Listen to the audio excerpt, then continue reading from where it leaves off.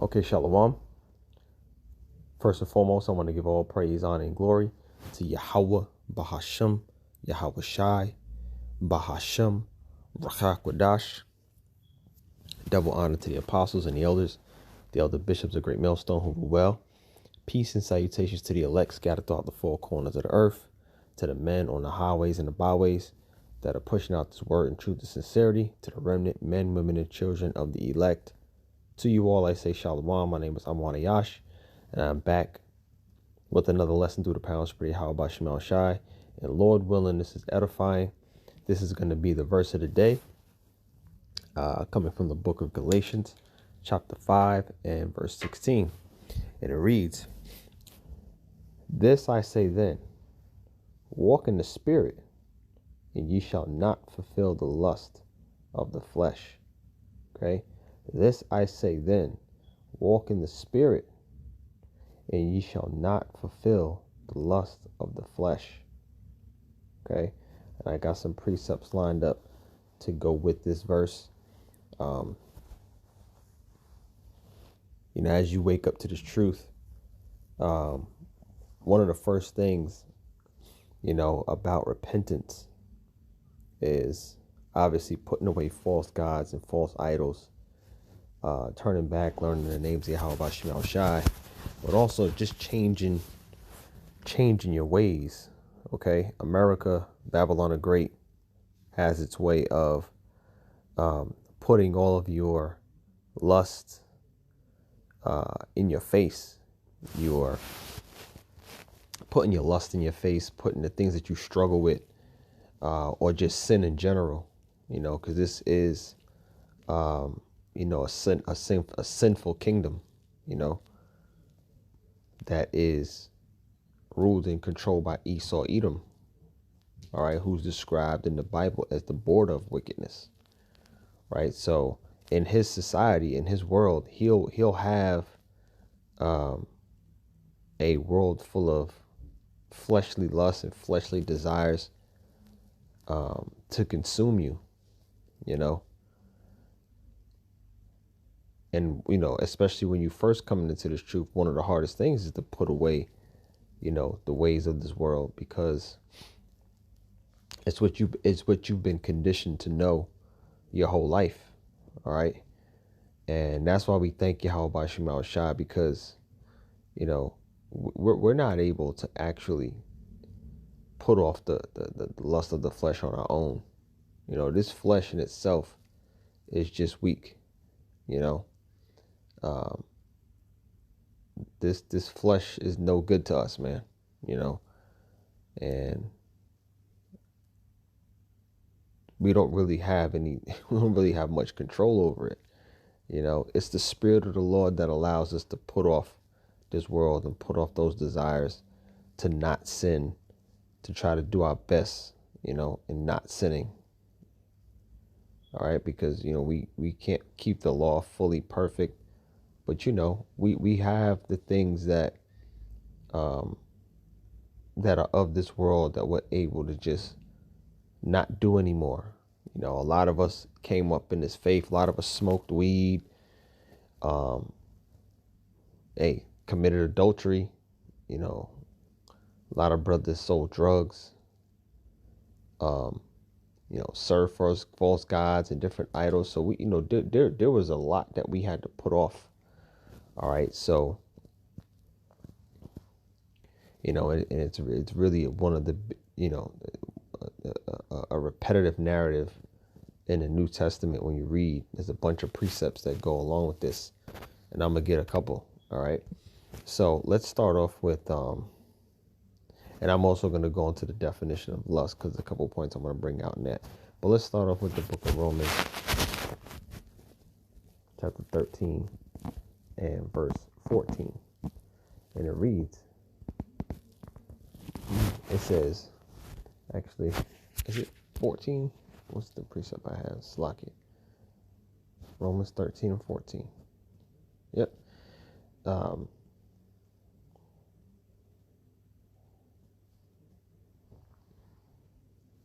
It reads, "Put ye on the Lord Yahawashi HaMashiach, and make not provision for the flesh to fulfill the lust thereof. Okay, so put on the Lord Yahawashi Hamashiach. That's the spirit.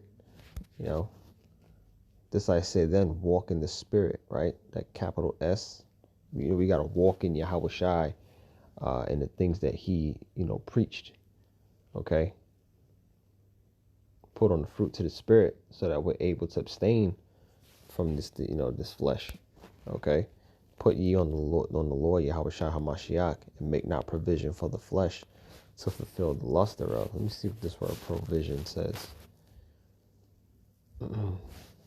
Pronoia, the Greek. Okay, forethought, providential care to make provision for a thing, right? So don't give your thoughts over to this flesh. It says, and make not provision for the flesh. Don't occupy your mind and your thoughts to the things of the flesh, all right? Because again, this carnal body of us, it allows for fleshly thoughts and for us to fulfill them.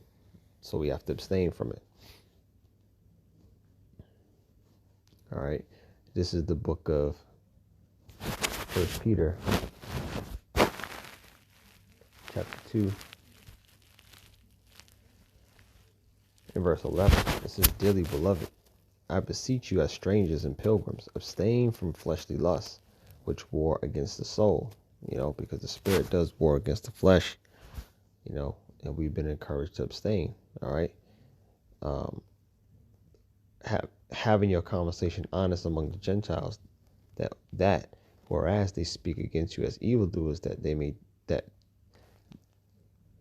having your conversation honest among the Gentiles, that whereas they speak against you as evildoers, they may, by your good works, which they shall behold, glorify the Most High in the day of salvation. Okay. So abstaining from the flesh, abstaining from the, this lustly flesh, that's something that we want to practice, rehearse the righteous act of just, not being filthy, not being abominable,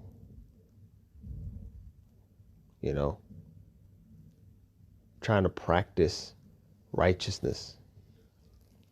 Try not to give ourselves over to, the filthy acts of this world, okay, that actually get highlighted and praised here in Babylon. Sin and evil and wickedness gets praised, gets put on a pedestal. It gets applauded. It gets rewarded. Look at so-called black culture. Look at hip hop music. Look at the things that, you so-called blacks, Latinos, and Native Americans hold up high here in Babylon the Great. It's all sin. It's all wickedness, and it gets rewarded. All right. Look who's so-called winning out here. People that are fulfilled with sin. Okay. And people who are giving themselves over to the flesh. Okay. What I want to do is actually Galatians. Let me go to Galatians 5 and 16 because I wanted to read a couple verses after as well. Galatians chapter 5 verse 16. Just read that. It says, this I say then, walk in the spirit, and ye shall not fulfill the lust of the flesh. For the flesh lusteth against the spirit, and the spirit against the flesh. So these two war against one another. It says, and these are contrary the one to the other, so that you cannot do the things that you would. All right. So you have to be, and then verse 18 says, but if you be led of the spirit, you are not under the law. Okay. And if you're in the spirit of Yahawashi and having faith and serving and believing and fearing and trusting in the names of Yahawashi, we're not under the law. We're not under the penalty of the law. All right. Verse 19 says, now the works of the flesh are manifest, which are these: adultery, fornication, uncleanness, lasciviousness, idolatry, witchcraft, hatred, variance, emulations, wrath, strife, seditions, heresies. These are the things that come with serving the flesh and fulfilling the lust of the flesh. Okay. Committing adultery, fornication, the uncleanness, the lasciviousness, the idolatry. This is what it results in, you know. So we gotta pray. We gotta pray that much more because these are all demons, man. And we gotta pray these demons away. Praying is one of the biggest tools that we have to abstain from the flesh. Asking the Lord to, we gotta rebuke these demons. In the names of Yahawashi. Okay? Because these demons be strong. They be heavy upon some brothers. Okay? And the only way to fight them off is to, pray to the Lord, ask and beg the Lord to keep, keep this from us, keep those demons from us. It says, now the works of the flesh are manifest, which are these: adultery, fornication, uncleanness, lasciviousness, idolatry, witchcraft, hatred, variance, emulations, wrath, strife, seditions, heresies. There's so much that comes along with, the works of the flesh. It says envyings, murders, drunkenness, revelings, and such like, of the which I tell you before, as I have told you in the past, that they which do such things shall not inherit the kingdom of the Most High. Okay? So being caught up in your flesh, okay, it becomes who you are, becomes your lifestyle. Okay? It makes it that much harder to put it off and get away from it. Now, real quick, I'm going to go to the word lust, definition of the word lust. Okay? And there's a couple of different, there's a noun definition and a verb definition. And it reads, okay, very strong sexual desire. So typically, really, when you hear in Babylon the Great, people say lust, they're talking about in a sexual manner, right? But, lust of the flesh is more than just sex. All right? Some of the synonyms is sexual desire, sexual appetite, sexual longing, lustfulness, a desire, passion, libido, all connected to sex. When you go down a little bit more, all right, it says lasciviousness. This is one of the words that's in the scripture right here in verse Galatians 5:19. Now the works of the flesh are manifest, which are these: adultery, fornication, uncleanness, lasciviousness. Let's see, lasciviousness, right? Aselegia, aselgia, right? Unbridled lust, excess, okay? Licentiousness, lasciviousness, wantonness, outrageousness, all right? Shamelessness, insolence, okay? So these words may have meanings, man, okay? And they bring the proper context. It says, some of the other synonyms, it says salaciousness, horniness, raunchiness, the hots. That's funny. Now, from a theological standpoint, it says a sensual appetite regarded as sin. Okay, more so to what in the context that we're speaking of in this lesson. All right, a sensual appetite regarded as sin. So all of the, all that comes along with sinning. Okay, and this is, we're reading about it. Okay. The works of the flesh, Galatians 5:19, the works of the flesh are manifest, which are these: adultery, fornication, uncleanness, lasciviousness, idolatry, witchcraft, hatred, variance, emulations, wrath, strife. All of these things are what this definition is explaining here. Okay, a sensual appetite regarded as sinful. All right.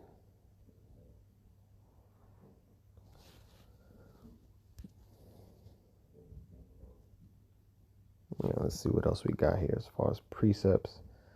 Let's stay in the book of 1 Peter, because we just came out of there. 1 Peter 4:1, it says, keep fervent in your love. Okay. It says, for as much then as Hamashiach have suffered for us in the flesh, arm yourselves likewise with the same mind. Okay, so we are to follow after Yahawashi, okay, who didn't give over to any lust of the flesh. Okay, if it says, for he that have suffered in the flesh shall have ceased from sin. Okay, it says that he no longer should live in the rest of his that he no longer should live the rest of his time in the flesh to the lust of men, but to the will of the Most High. Right, so coming in his faith, being transformed, becoming a new creature, as the scriptures say.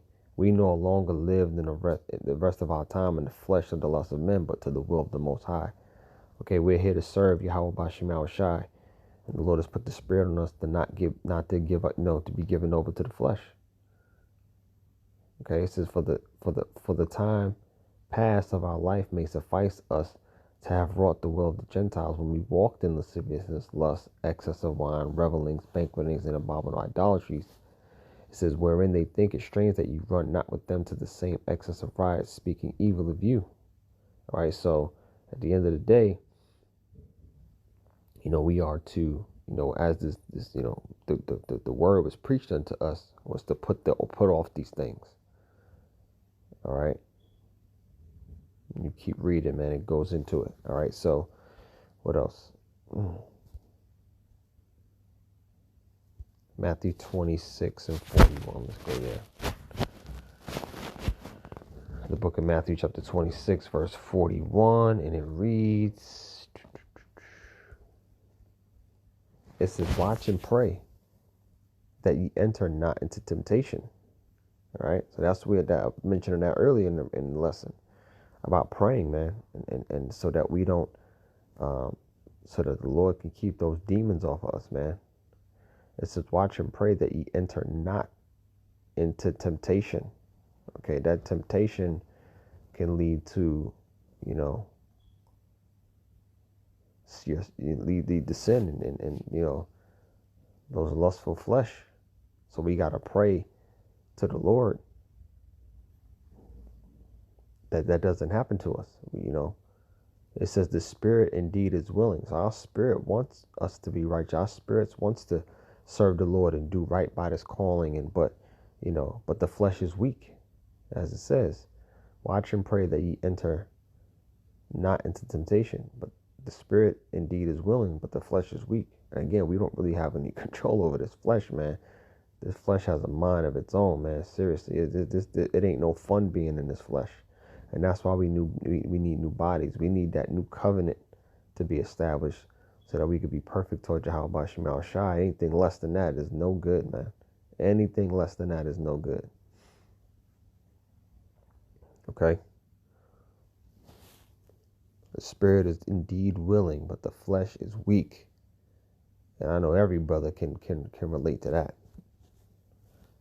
I know every brother can relate to that. No doubt about it. All right? Let me get one more precept. This is Romans 8 and 6. I'll close it out with this. The book of Romans chapter 8 and verse 6. And it reads, for to be carnally minded is death, but to be spiritually minded is life and peace. One of the definitions here, okay,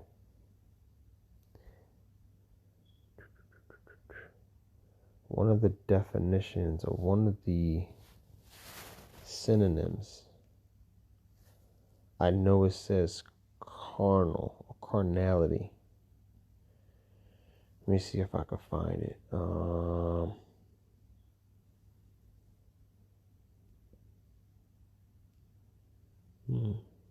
Bear with me.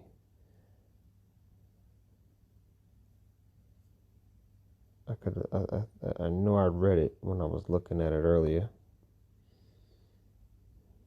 Covetousness, greedy desire. I'm not really sure. I must have been looking at something else. Oh, there it goes. Slacky. One of the let me just highlight it. All right, so right there, okay, carnality. one of the synonyms for lust is carnality. Okay? So, to be carnally minded is death. All right? To feed your flesh to your lust, that's what it means to be carnal. All right? So, to be carnally minded, it's part of what it means to be carnal. For to be carnally minded is death, but to be spiritually minded is life and peace. That's why it says, this I say then, walk in the spirit, ye shall not fulfill the lust of the flesh. It's about walking in the spirit, being spiritually minded. Okay, not being fleshly minded, because the flesh should get you in trouble. All right. For to be carnally minded is death, but to be spiritually minded is life and peace, because the carnal mind is enmity against the Most High, for it is not subject to the law of the Most High, neither indeed can be. Okay, it says, so then they that are in the flesh cannot please Yahweh by Hashem Yahawashi. All right.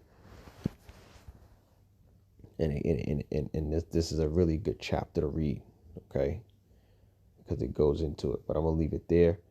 As always, I hope you were edified. I want to give all praise, honor, and glory to Yahweh, Bahashem, Yahawashi, Bahashem, Rakakwadash.